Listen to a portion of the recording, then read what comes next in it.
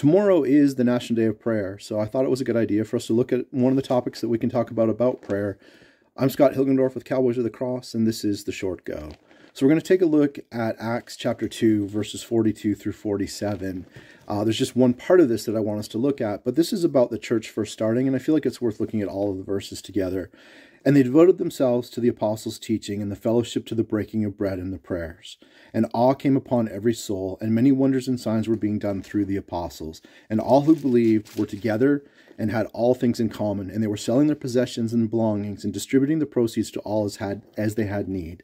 And day by day, attending the temple together and breaking bread in their homes, they received their food with glad and generous hearts, praising God and having favor with all people. And the Lord added to the number day by day those who were being saved.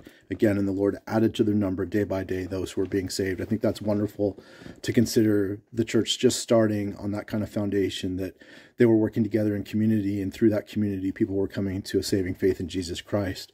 But one of the things that we see there is that they were devoted to prayer together. Together they were praying.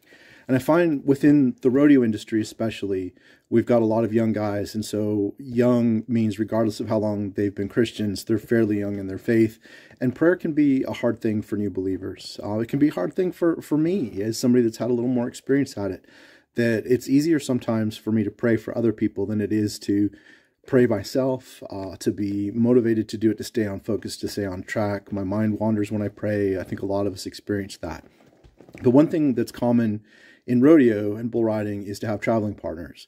We go down the road together with somebody that we think is compatible with us, that we get along with, somebody that can encourage us, motivate us. That's something we look at in Christians, that the Bible teaches us also to partner with other believers so that they can strengthen us, encourage us, and help us to grow in our faith.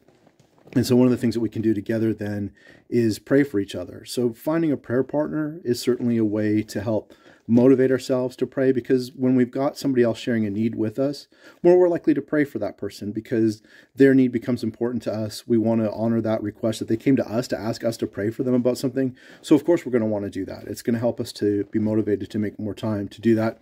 James talks to us too about that, about confessing our sins to one another and praying for one another, and how that's important that we do that. So when we're going down the road together, if we've got a person that we travel with, that's an obvious person to make a prayer partner, but it doesn't have to be a traveling partner. It's just something we can do in our daily life, is pick somebody that we know is a believer, somebody that maybe is a more mature believer than us, that we might want to partner with that person, but anyone that we want to partner with. And just be able to know that we've got an agreement that if I've got something that I'm struggling with, or somebody I know, there's a prayer request from them, that I want to be able to take it to my prayer partner and ask that person to pray for those things, and to be willing to be that person for somebody else, so that we would take it seriously when they did bring a prayer request to us, that we would be willing to devote the time, just like they did in the book of Acts together. They devoted all this time in community together to pray for one another.